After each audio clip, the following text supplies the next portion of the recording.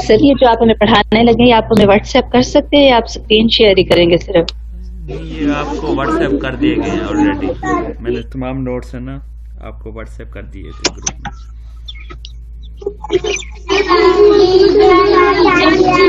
Mic off कर दें, पीछे सर की आवाज ही नहीं आ रही। जी माइक ऑफ कर दीजिए। निम्रा आई थिंक आपका माइक है निम्रा।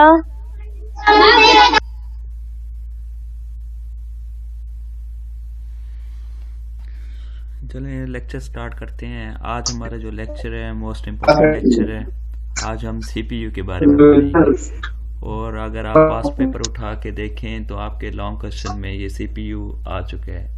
तो जैसे ही आपका सामने फंक्शंस लिखे हुए हैं, यही सेम का सेम लॉन्ग क्वेश्चन आपके पास पेपर में आ चुका है कि what are the functions of computers. तो बेसिकली कंप्यूटर्स के या सीपीयू के 4 फंक्शन होते हैं।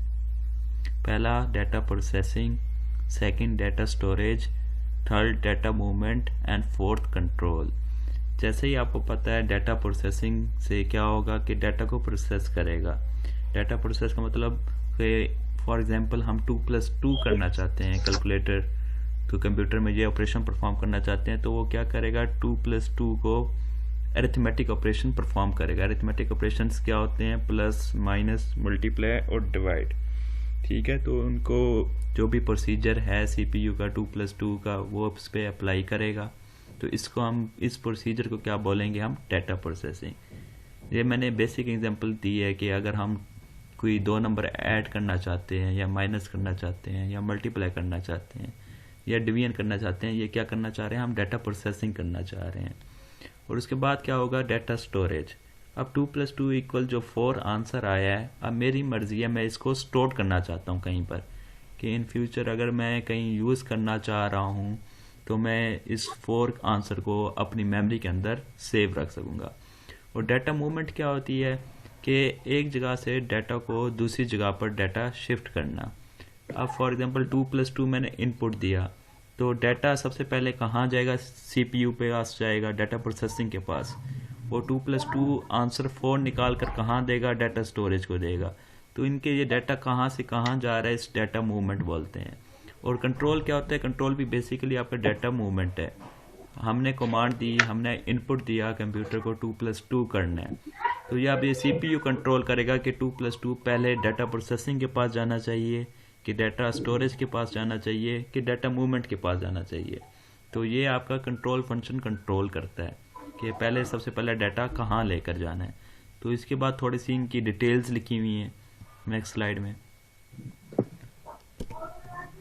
ठीक है, सबसे पहला है आपका data processing. The basic function of any computer is to process data. अब वो कह रहा है सबसे बेसिक फंक्शन जो होता है कंप्यूटर का, वो डाटा को प्रोसेस करना होता है। अब डाटा प्रोसेस क्या होता है कि भाई हम डाटा के साथ करना क्या चाह रहे हैं। अब मैंने 2+2 लिखा, तो सीपीयू इसको प्रोसेस करेगा कि एक डिजिट 2 है, सेकंड डिजिट भी 2 है, हम इन दोनों को प्लस करना चाह रहे हैं। तो इस प्रोसीजर को क्या कहेंगे कि डाटा प्रोसेसिंग हो रही है। Describe arithmetic and logical operation perform on data. अब जो हमने डाटा कंप्यूटर को प्रोवाइड किया, वो उस पर कोई ना कोई अरिथमेटिक या लॉजिकल ऑपरेशंस परफॉर्म करेगा।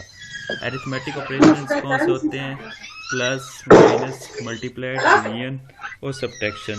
ये आपके जितने भी हैं अरिथमेटिक ऑपरेशन हैं। और लॉजिकल ऑपरेशंस भी यही होते हैं, greater than, less than, equal. ये आपके क्या हैं? लॉजिकल ऑपरेशंस हैं। जो भी डाटा होगा इन पे यही चीज़ें अप्लाई हो रही होंगी, या प्लस माइनस हो रहा होगा, या पूछ रहे होंगे कि 18 इज़ लेस देन 20। इस तरह की वैल्यूज़ आपसे डाटा प्रोसेसिंग के अंदर की जाती हैं। ठीक है, although end result may be complex, there are few distinct types of data processing। अब लाजमी नहीं है कि हमें एंड जो रिज़ल्ट है, जो हमें आउटपुट है, वो हमें मिलेगा। अब 2+2 का आंसर 4 है, वो हमें मिलेगा, ठीक है, वो उसका आंसर प्रोवाइड करेगा। अब कोई भी नंबर को अगर 0 से डिवाइड करेंगे तो उसका कोई आंसर नहीं है। अगर मैं फॉर एग्जांपल 2 डिवाइडेड बाय 0 करूँगा तो अभी तक ये किसी भी थ्योरी में प्रूव नहीं हुआ कि any number divided by 0 equal 0 नहीं होता। ये अभी तक थ्योरी अनसॉल्व्ड है।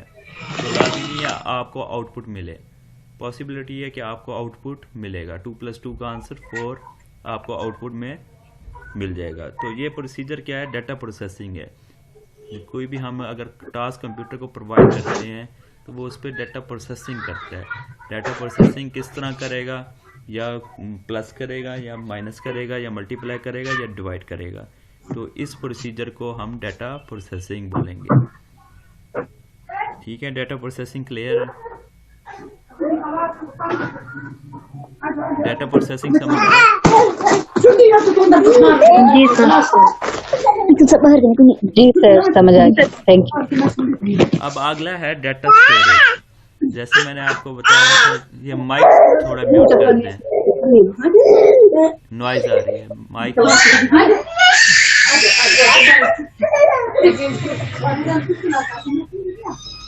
कि हम माइक में है ना। अच्छा, अब डाटा स्टोरेज 2 टाइप की होती हैं। जैसे मैंने आपको पहले बताया था, एक लॉन्ग टर्म मेमोरी होती है, एक शॉर्ट टर्म मेमोरी होती है। तो इंसान की भी 2 टर्म्स की मेमोरी होती हैं। अब लॉन्ग टर्म मेमोरी और शॉर्ट टर्म। अब शॉर्ट टर्म ये है, रट्टा टाइप मेमोरी है। कुछ वक्त के लिए हमें याद होता है कि हमने फॉर एग्जांपल 8 + 8 16 है, कुछ टाइम तक मुझे याद रहेगा। अगर कल आप मुझसे दोबारा पूछेंगे 8 + 8 कितना होता है, तो मैं दोबारा उस पर प्रोसीजर या प्रोसेसिंग दोबारा करूँगा। तो ये शॉर्ट टर्म मेमोरी मुझे कुछ टाइम तक याद रहती है। लेकिन जो आपकी लॉन्ग टर्म मेमोरी है, वो लॉन्ग टर्म मेमोरी है, लाइफ टाइम मेमोरी है।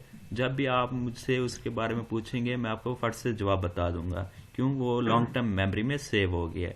और कंप्यूटर की लॉन्ग टर्म मेमोरी कौन से होते हैं? आपका डाटा रिकॉर्ड्स। जैसे आपके कॉलेज में जितने स्टूडेंट्स हैं, हमने उनका डाटा एक एक्सेल शीट में सेव किया हुआ है। तो ये क्या है? लॉन्ग टर्म में, कि जब चाहे मैं उस डाटा को उठाकर देख सकता हूँ, जब चाहे उसके अंदर एडिटिंग कर सकता हूँ। क्यों? वो मैंने एक्सेल शीट के अंदर सेव किया हुआ है। तो एक्सेल शीट में जो डाटा होगा वो आपका लॉन्ग टर्म डाटा होगा, ठीक है। अब शॉर्ट टर्म डाटा कंप्यूटर के अंदर क्या होगा? जो मैं फॉर एग्जांपल 2+2 आंसर 4 आया, अब उस 4 आंसर को मैं कुछ टाइम के लिए किसी टेम्परेरी वेरिएबल के अंदर सेव कर लूँगा, ठीक है, या बफर के अंदर सेव कर लूँगा, या रजिस्टर्स के अंदर सेव कर लूँगा। अब कंप्यूटर्स के कुछ पार्ट्स होते हैं, ये आगे जाके हम पढ़ेंगे, ठीक है। कैशी मेमोरी भी कंप्यूटर का एक पार्ट है, ठीक है। बफर्स भी एक पार्ट है, और इसी तरह रजिस्टर्स भी एक पार्ट है। तो क्या करता है, जब सीपीयू अपनी प्रोसेसिंग करते हैं तो बफर्स के अंदर, ठीक है, या कैशी मेमोरी के अंदर कुछ वक्त के लिए वो वैल्यू वहाँ सेव कर लेता है। जैसे मैं कहता हूँ कि 2+2 + 6 करना है। अब 2+2 का आंसर 4 है। अब 4 आंसर को वो कुछ वक्त के लिए किसी बफर में या किसी टेम्परेरी वेरिएबल के अंदर या किसी कैशी मेमोरी में सेव कर लेगा, ठीक है। अब 4 + 6 को अलग से परफॉर्म करेगा।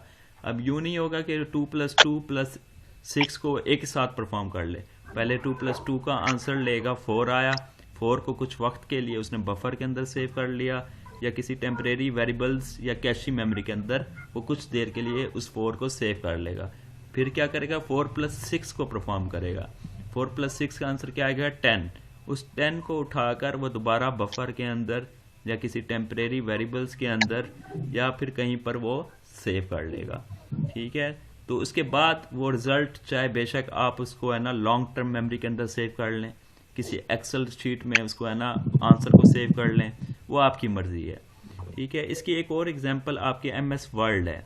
जैसे मैं MS वर्ड पर या एक्सेल पर फॉर एग्जांपल मैंने वर्ड प्रेस किया A, तो मैं उसको अगर बैक एंड से रेस कर दूं तो उसके बाद मैं Ctrl+Z दबाऊंगा ना, तो अंडो का ऑप्शन, तो वो A वाला कीपैड है आपका वापस आ जाएगा। मैं आपको करके दिखाता हूँ।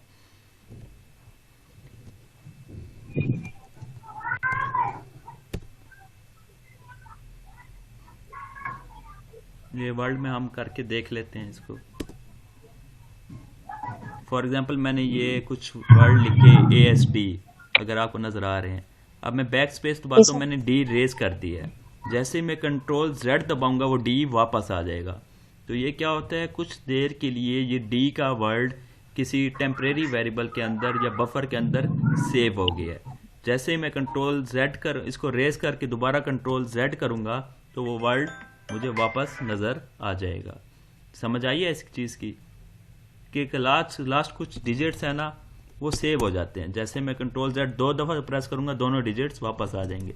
अगर मैं ये सारे रेस कर दूँ, कंट्रोल Z एक दफ़ा प्रेस किया, J वापस आया, फिर S वापस आया, ये कंट्रोल Z दबा रहा हूँ मैं, ठीक है। ये अंडो आते जा रहे हैं, ये मेमोरी के अंदर सेव रहते हैं कुछ वक्त के लिए, ठीक है। समझ आई है इसकी। टेम्परेरी वेरिएबल्स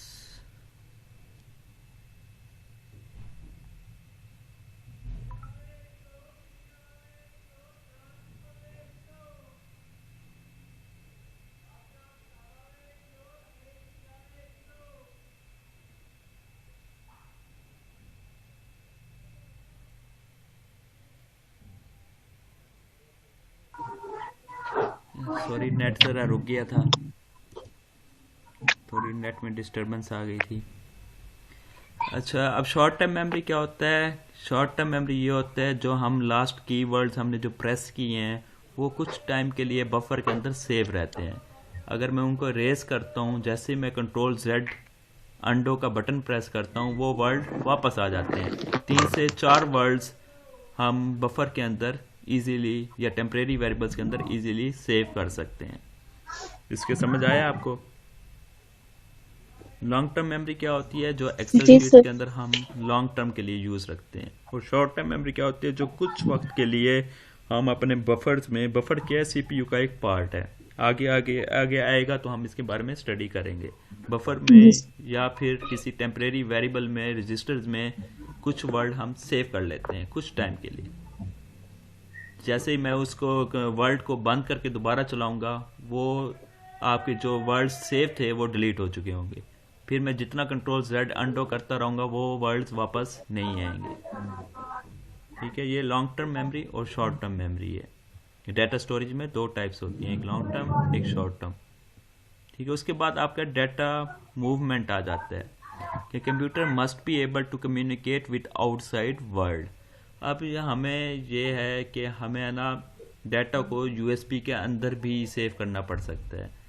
अगर मैंने एक लैपटॉप से दूसरे लैपटॉप में डाटा कॉपी करना है, इसको बोलते हैं डाटा मूवमेंट, तो इसके लिए मुझे क्या रिक्वायर्ड होगी? कोई पेरिफेरल डिवाइसेस या डाटा कम्युनिकेशन डिवाइस की ज़रूरत होगी। पेरिफेरल और डाटा कम्युनिकेशन क्या हो सकती हैं? आपकी USB ड्राइव हो सकती है, ठीक है, आपकी एक्सटर्नल हार्ड डिस्क हो सकती है, आपकी फ्लॉपी डिस्क हो सकती है। ये जितने भी मीडियम्स हैं आपके पेरिफेरल डिवाइसेस हैं। तो ये डिवाइसेस किस लिए यूज़ होती हैं? ताकि आपका डाटा मूवमेंट एक लैपटॉप से दूसरे लैपटॉप में आप डाटा ट्रांसफ़र कर सकें। Data must be accessible to devices outside computer. अब जैसे ये स्लाइड है, मैं चाहता हूँ ये स्लाइड आपके कंप्यूटर में भी आ जाए, तो इसके प्रोसीजर या मैं आपको व्हाट्सएप कर दूंगा या मैं आपको USB में डाल के आपके लैपटॉप के अंदर कॉपी कर दूंगा, ठीक है। ये इनको क्या बोलते हैं? ये डाटा मूवमेंट है। उसके बाद ये CPU का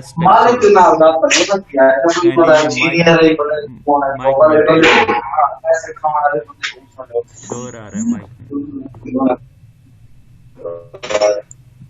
माइक में और अंदर माशाल्लाह मुझे बनाए खेलते और ये बड़ा पैसा वो मोबाइल के लिए करते हैं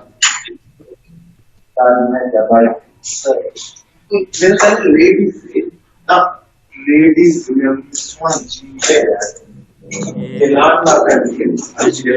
अपना माइक म्यूट करते हैं, प्लीज काइंडली माइक म्यूट कर दें।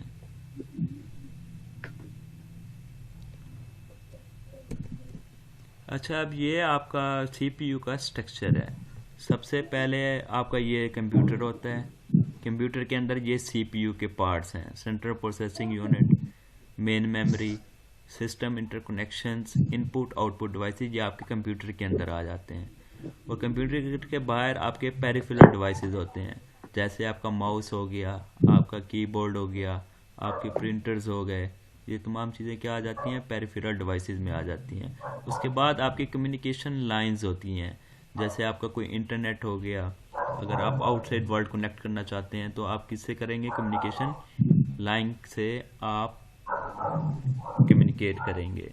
ठीक है, अब कंप्यूटर के अंदर क्या आ जाता है, सबसे पहले सीपीयू आ जाता है, फिर मेन मेमोरी होती है, और उसके बाद इनपुट आउटपुट डिवाइसेस होते हैं। और ये सिस्टम इंटरकनेक्शन क्या होता है, ये सेंटर सीपीयू को मेन मेमोरी के साथ भी ज्वाइन करता है और इनपुट आउटपुट के साथ भी ज्वाइन करता है। सर आपकी आवाज नहीं आ रही। आवाज़ आ रही है मेरी? हेलो, आवाज़ नहीं आ रही मेरी? आवाज़ आ रही है? हेलो, आवाज़ आ रही है? हेलो, सर ने माइक ऑफ कर दिया।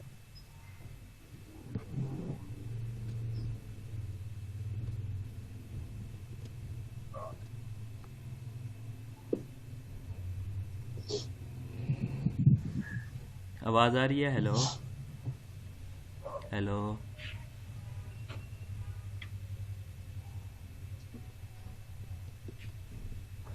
आवाज़ आ रही है आपको?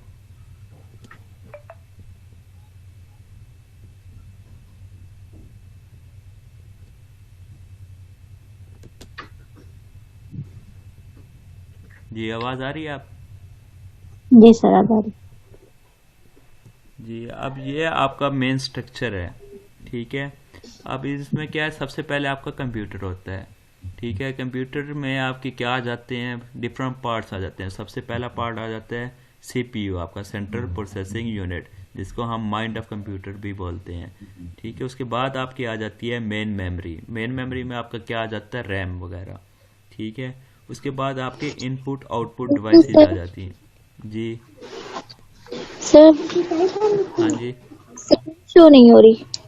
क्या नहीं शो हो रही, स्क्रीन नहीं आ रही? नहीं सर। एक मिनट,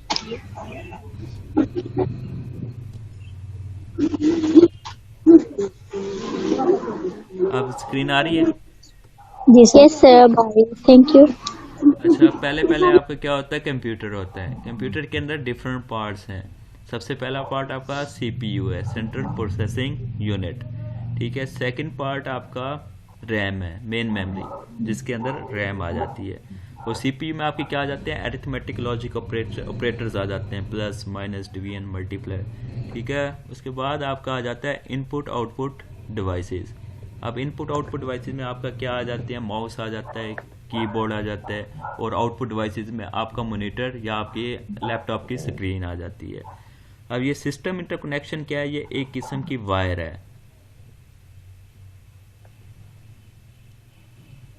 हेलो, आवाज़ आ रही है? जी सर।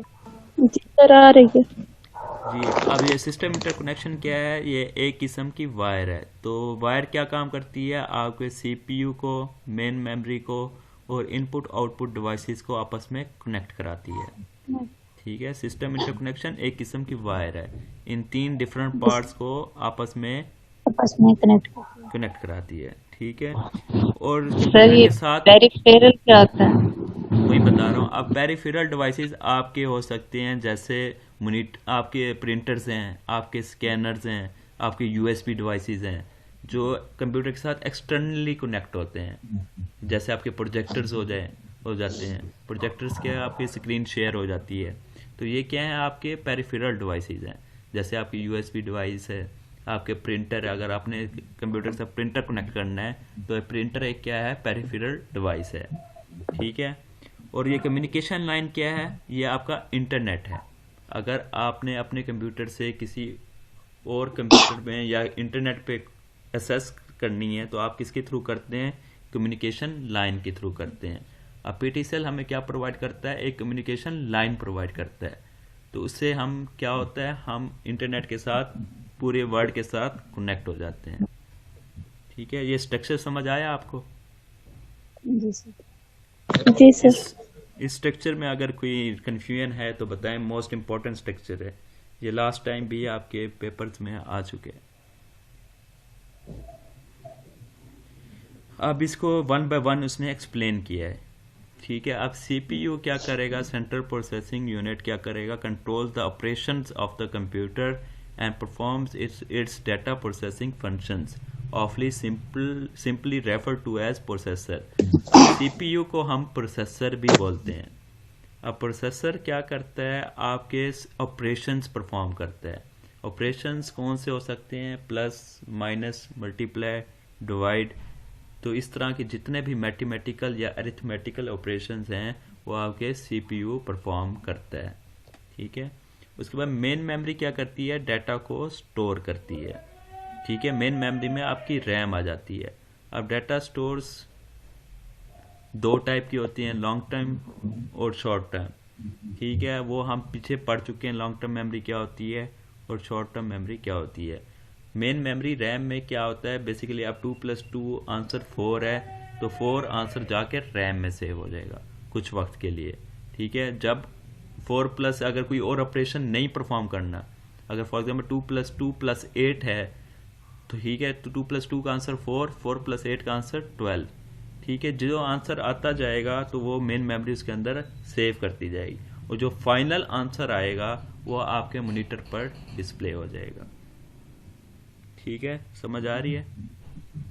अब यूं नहीं होता कंप्यूटर में कि 2+2+8 तीनों को एक साथ प्लस नहीं होता, पहले एक प्लस होगा 2+2, आंसर 4 है, 4 जाके रैम में सेव हो जाएगा, फिर रैम से वैल्यू आएगी 4+8 तो आंसर क्या होगा 12, 12 जाके रैम में सेव हो जाएगा।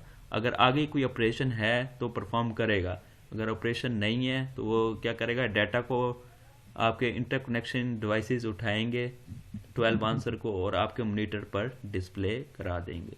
तो इस तरह से एक प्रोसीजर सीपीयू में परफॉर्म होता है। अब इनपुट आउटपुट डिवाइसेस क्या करते हैं, move data between computer and it's external environment. आपके इनपुट आउटपुट डिवाइसेस कौन से हो जाते हैं, आपका माउस हो जाता है, आपका कीबोर्ड हो जाता है। तो माउस और कीबोर्ड से आप क्या करते हैं, आप कंप्यूटर को बताते हैं कि ये ऑपरेशन परफॉर्म करना है।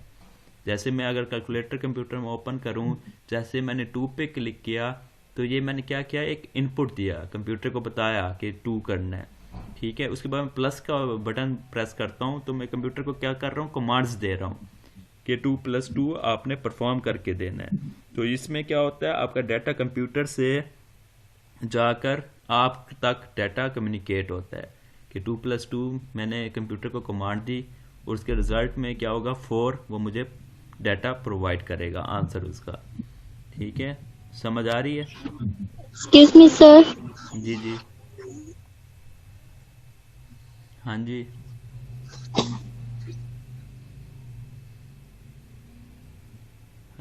आवाज नहीं आ रही आपकी।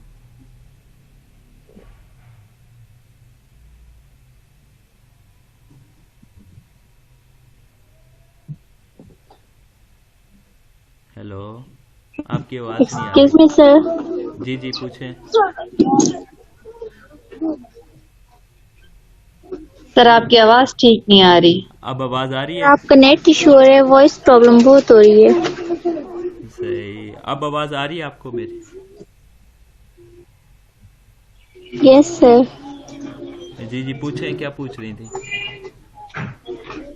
सर आपकी आवाज ठीक नहीं आ रही। जी पूछें, अब आवाज आ रही है आपको?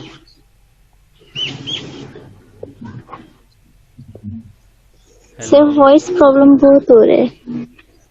आवाज आ जी रही है? अब आइए, पहले नहीं आ रही थी जो आपने, जी पूछें। पहले जो भी आपने explain किया नहीं समझ आ रहा। अच्छा, ये वाली स्लाइड पूरी समझ नहीं है आपको? नहीं सर, वॉइस प्रॉब्लम हो रहा था बहुत ज्यादा। अच्छा, सीपीयू क्या करता है, आपके ऑपरेशंस को परफॉर्म करता है। अब ऑपरेशंस कौन से हो सकते हैं, आपके अरिथमेटिक ऑपरेशंस हो सकते हैं, जैसे प्लस, माइनस, मल्टीप्लाई, डिवाइड, ठीक है। ये जितने भी टाइप के ऑपरेशंस है अरिथमेटिक ऑपरेशंस को बोलते हैं। सीपीयू क्या काम करता है, आपके अरिथमेटिक ऑपरेशंस परफॉर्म करता है। और सीपीयू को हम प्रोसेसर भी बोलते हैं, ठीक है। सीपीयू समझ आया? जी सर। उसके बाद आपका आ जाता है मेन मेमोरी। मेन मेमोरी क्या करती है, अब जैसे 2+2 का आंसर 4 आया है तो 4 आंसर कहाँ जाएगा, मेन मेमोरी में जाकर सेव हो जाएगा। ठीक है, अगर ज़रूरत होगी कंप्यूटर को तो वो रिज़ल्ट जो होगा आपको स्क्रीन पर शो करा देगा, अगर नहीं होगा तो वही मेन मेमोरी से ही रिज़ल्ट डिलीट हो जाएगा। तो मेन मेमोरी का काम क्या होगा, जो भी सीपीयू प्रोसेसिंग करता है उसके बदले में जो वैल्यूज़ आती हैं वो थोड़ी देर के लिए उन वैल्यूज़ को मेन मेमोरी के अंदर सेव करा लेता है। मेन मेमोरी का समझ आ गया? जी सर। उसके बाद इनपुट आउटपुट डिवाइसेस क्या होती हैं, जैसे आपका माउस हो गया, कीबोर्ड हो गया। और माउस और कीबोर्ड को से हम क्या करते हैं, कंप्यूटर को कमांड देते हैं। जैसे फॉर एग्जांपल मैंने 2+2 करना है तो मैं किसी माउस से या किसी कीबोर्ड से कंप्यूटर को कमांड दूंगा। मैं 2 टाइप करूंगा, फिर प्लस टाइप करूंगा, फिर 2 टाइप करूंगा। तो ये मैं क्या कर रहा हूँ, कंप्यूटर्स को बता रहा हूँ कि ये कमांड्स हैं। तो इस कमांड्स देने में क्या होगा, आपका डाटा कंप्यूटर से आप कंप्यूटर तक डाटा पहुंचाएंगे और कंप्यूटर आपको 2+2 4 का आंसर आप तक पहुंचाएगा। तो इससे क्या होगी, डाटा की मूवमेंट हो रही है आपके और कंप्यूटर के दरमियान इनपुट आउटपुट डिवाइसेस से। समझ आया? इनपुट डिवाइसेस कैसे हैं, आप माउस से कीबोर्ड से 2+2 देंगे कमांड और बदले में कंप्यूटर आपको मॉनिटर क्या है, एक आउटपुट डिवाइस है, वो आपको आउटपुट प्रोवाइड करती है, आपको रिजल्ट प्रोवाइड करती है। ठीक है, तो वो मॉनिटर क्या करेगा, आपको उसका रिजल्ट प्रोवाइड करेगा। तो इस प्रोसीजर में क्या हो रहा है कि आपके और कंप्यूटर के दरमियान डाटा मूवमेंट हो रही है, डाटा शेयरिंग हो रही है। आप उसको कमांड्स दे रहे हैं, इनपुट दे रहे हैं और बदल में कंप्यूटर आपको क्या कर रहा है, वो रिजल्ट प्रोवाइड कर रहा है, जी आउटपुट दे रहे हैं। इनपुट आउटपुट समझ आ गया? जी। उसके बाद आ जाते हैं system interconnection, some mechanism that provides for communication among CPU, main memory and input output devices. जैसे ही मैंने कीबोर्ड से 2 प्रेस किया, अब ये 2 सीपीयू तक कौन लेकर जाएगा, आपके सिस्टम इंटरकनेक्शन लेकर जाएंगे। ये एक किस्म की वायर है। ठीक है, जैसे मैं 2 प्रेस करूंगा वो 2 मेरा सीपीयू तक सिस्टम इंटरकनेक्शन लेकर जाएंगे।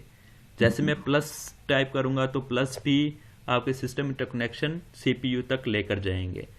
ठीक है, जैसे ही मैंने ये क्या काम कर रहा है, कम्युनिकेशन का काम कर रहा है। जैसे मैंने 2+2 लिख दिया, अब सीपीयू उस पर प्रोसेसिंग करेगा। ठीक है, प्रोसेसिंग के बाद क्या करेगा, आंसर 4 सीपीयू उठाकर मेन मेमोरी में रख देगा। अब मेन मेमोरी सीपीयू से डाटा कौन उठाने आएगी, आपके सिस्टम इंटरकनेक्शन उठाने आएंगे। ठीक है, वो मेन मेमोरी तक उस डाटा को लेकर जाएंगे। समझ आ रही है?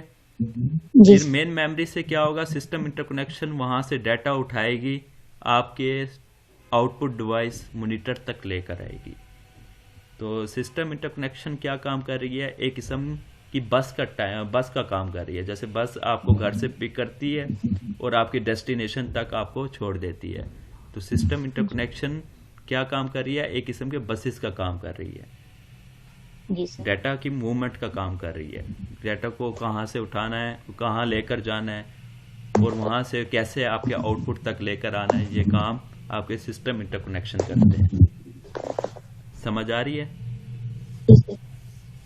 ये क्लियर है अब? Yes sir. ठीक है, अब कंप्यूटर के अंदर उसके मजीद उसने बताया है कि आवाज आपकी रुक रही है, आपकी आवाज नहीं आ रही। क्लियर है? ठीक है, अब कंप्यूटर के अंदर क्या होता है, इनपुट आउटपुट डिवाइसेस होती हैं। अब जो हमने सिस्टम इंटरकनेक्शन पढ़ा था, सिस्टम इंटरकनेक्शन को सिस्टम बस भी बोलते हैं।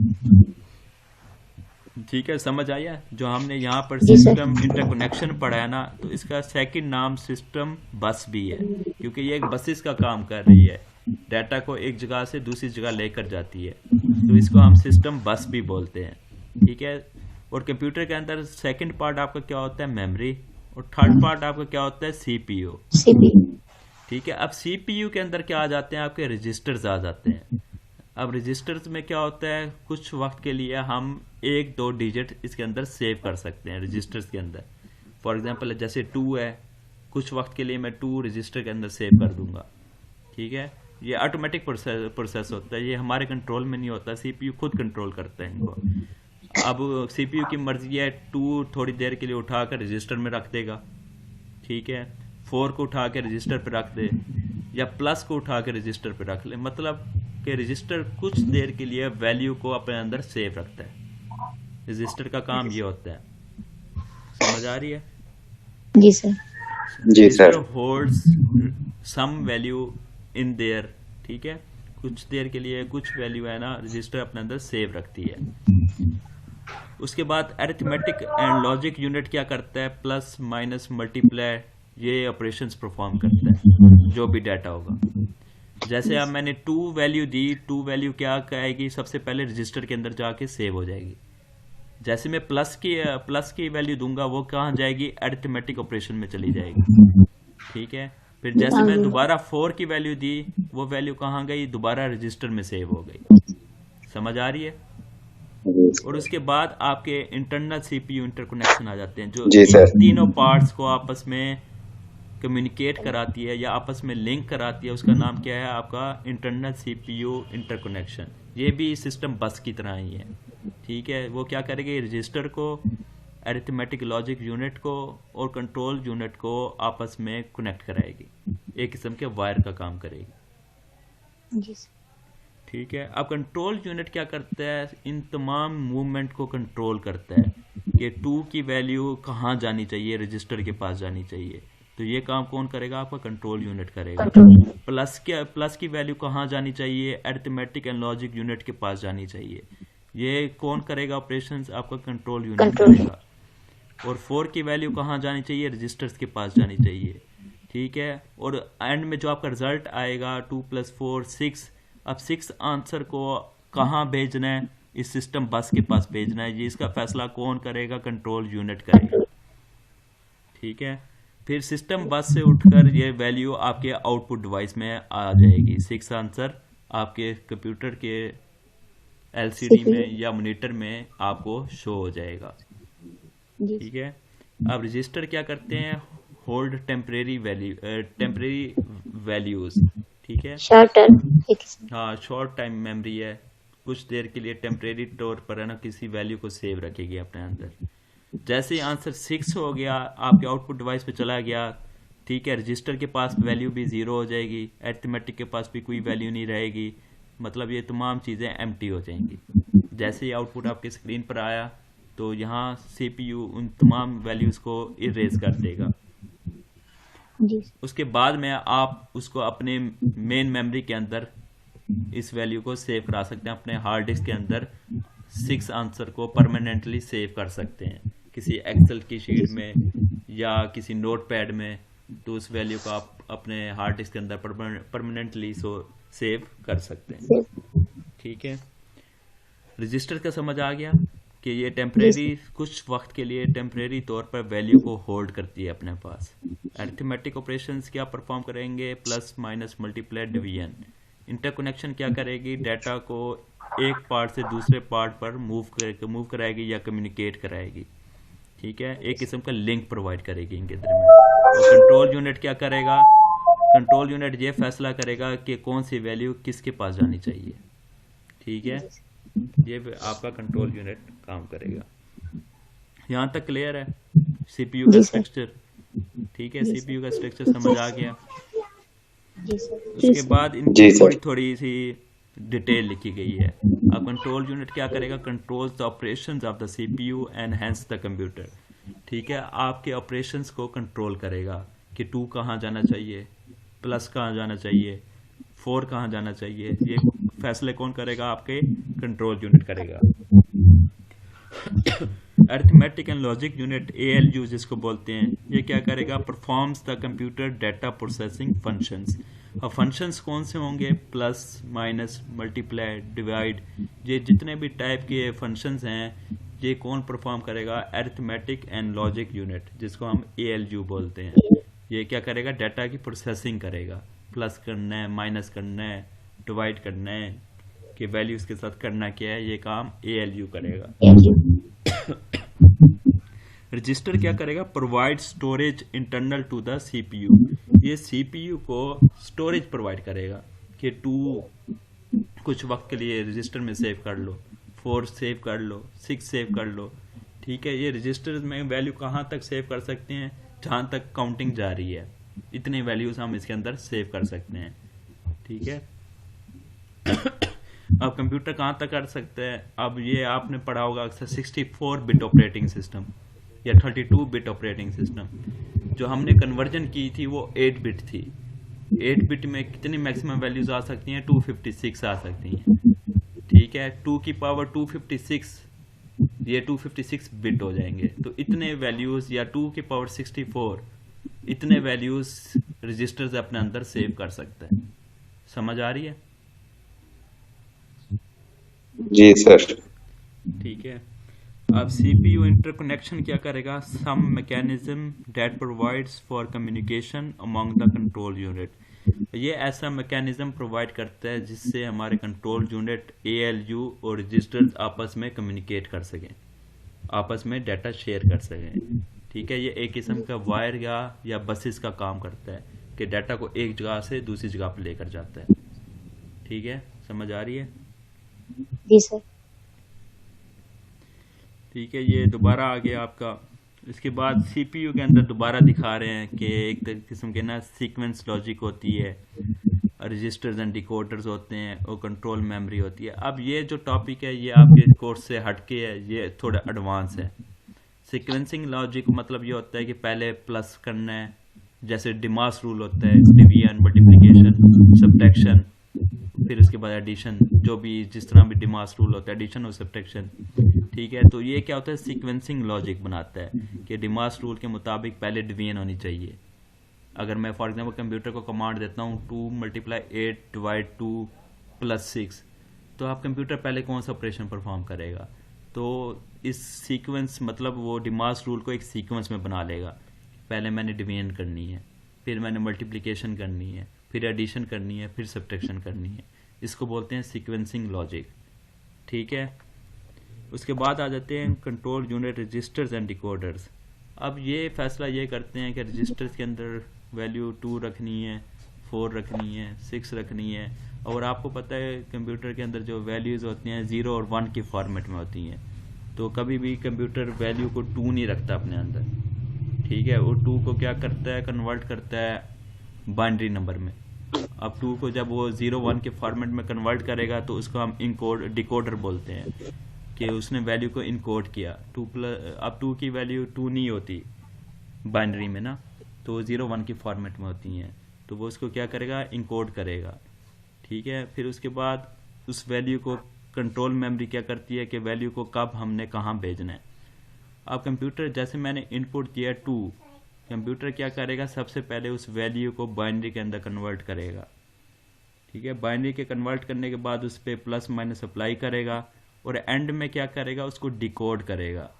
डिकोड क्यों करेगा, वो उसको दोबारा हमारी लैंग्वेज में कन्वर्ट करके देगा ताकि हमें समझ आ सके। ठीक है, तो बैक एंड पे ये कन्वर्जन भी चल रही होती है, क्योंकि कंप्यूटर को 2 का नहीं पता, कंप्यूटर को सिर्फ 0 1 फॉर्मेट का पता है। तो जैसे मैंने 2 या 6 या 8 प्रोवाइड किया तो सबसे पहले वो उसको बाइनरी में कन्वर्ट करेगा। ठीक है, जो वैल्यू मैं उसको डेसिमल में दे रहा हूँ वो उसको बाइनरी में कन्वर्ट करता है और बाइनरी में ही उसके अंदर प्लस का ऑपरेशन परफॉर्म करेगा। जी आवाज रुक रही है आपकी।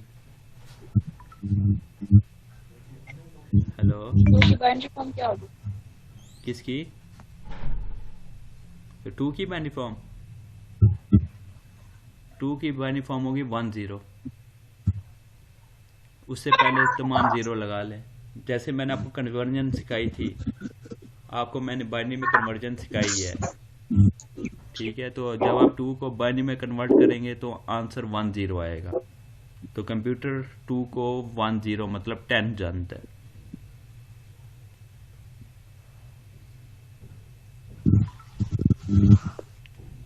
आवाज आई थिंक कट रही है आपकी सबकी।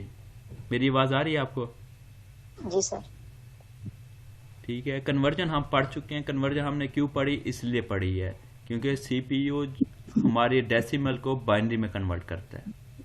अब जो भी मैं उसको इनपुट दूंगा, फॉर एग्जाम्पल मैं उसको 10 इनपुट देता हूँ, 10 को क्या करेगा, बाइनरी के अंदर कन्वर्ट करेगा। ठीक है। जो भी मैं उसको देता हूँ तो वो उसको क्या करता है, अपनी लैंग्वेज में कन्वर्ट करता है और उसके ऊपर ऑपरेशन परफॉर्म करके फिर वो क्या करता है, एंड में उसको हमारी लैंग्वेज में कन्वर्ट करके देता है। तो हमें समझ आता जाती है 2 + 2 आंसर 4 आ गया।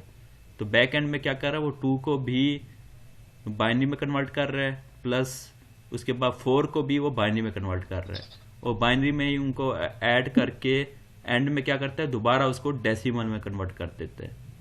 डेसिमल कौन सी लैंग्वेज है, 1 से 9 तक डिजिट्स जो हैं वो डेसिमल बोलते हैं। ठीक है। जो हमारी लैंग्वेज है, हमारी काउंटिंग है, वो डेसिमल में होती है, हम डेसिमल में काउंट करते हैं। तो वो हमें एट दी एंड डेसिमल में कन्वर्ट करके देता है रिजल्ट हमारा। समझ आ रही है?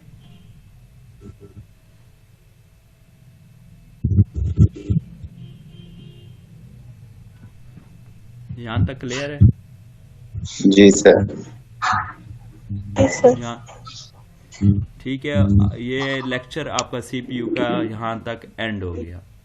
अगर यहाँ पर आपको सीपीयू में कहीं कोई प्रॉब्लम है तो आप पूछ सकते हैं। अगर कोई चीज़ समझ नहीं आई सीपीयू की, आप पूछ सकते हैं।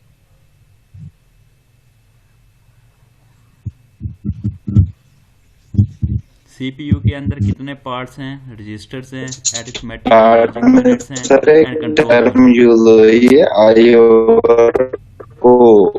Input output. IO का मतलब इनपुट आउटपुट। इनपुट में आपके माउस कीबोर्ड आ जाएंगे, आउटपुट में आपका मॉनिटर आ जाएगा।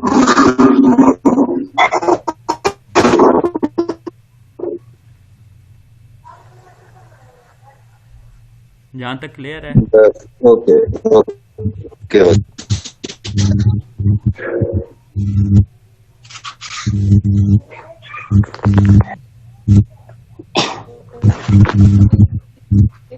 unit on power to